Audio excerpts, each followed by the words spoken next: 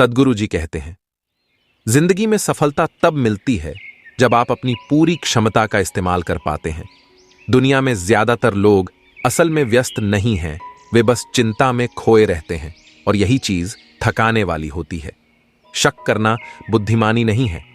असल में बुद्धि का स्तर जितना कम होता है, लोग उतना ही ज्यादा शक्की होते हैं। अगर आप अपनी खुद की बेवकूफी पर हंसना सीख लेते हैं तो आपकी सारी बकवास बहुत जल्द ही खाद में बदल जाएगी, और खाद विकास के लिए अच्छी होती है। सत्य का मतलब है वह जो है के साथ तालमेल बनाने के लिए आपको बस होने की जरूरत है। मुस्कुराना कोई कार्य नहीं है। अगर आप अपने अंदर तृप्त और सहज महसूस कर रहे हैं तो आप स्वाभाविक रूप से मुस्कुराएंगे। इंसान के लिए जो मौलिक गुण है वो है खुद के प्रति ईमानदार होना, अपने विचारों, भावनाओं और कार्यों में ईमानदारी। अगर आप ये हर दिन नहीं करते तो महीने में कम से कम एक बार इसका आकलन जरूर कीजिए कि क्या आप एक बेहतर इंसान में विकसित हो रहे हैं। तीव्रता तो सहजता से आनी चाहिए, न कि तनाव से। आप जो करते हैं उससे यह तय नहीं होना चाहिए कि आप कौन हैं। आप जो हैं उससे यह तय होना चाहिए कि आप क्या करते हैं।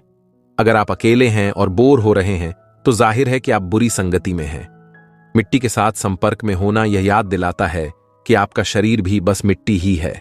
इसे कभी मत भूलिए। जब लोग अकेले होते हैं तब वे आध्यात्मिक बन जाते हैं, जब वे समूह में होते हैं तब धार्मिक बन जाते हैं।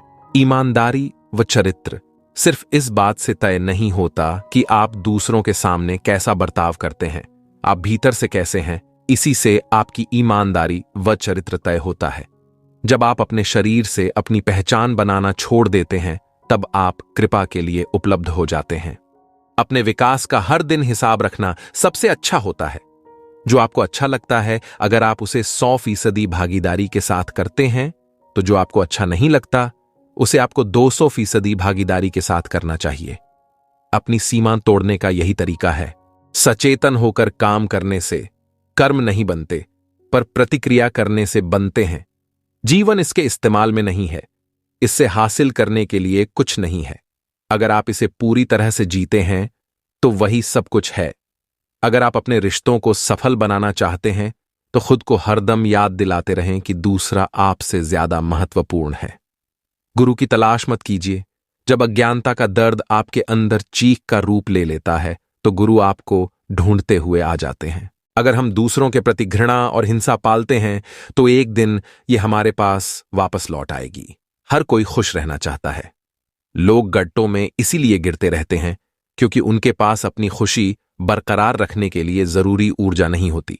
किसी के बारे में कभी कोई राय न बनाएं। वे अभी इस पल में कैसे हैं, बस यही मायने रखता है।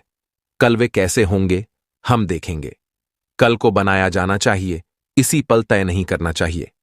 आप क्या करते हैं यह आपके ऊपर है, लेकिन आपको उसे पूरी जागरूकता में करनी चाहिए। इंसान होने के यही मायने हैं।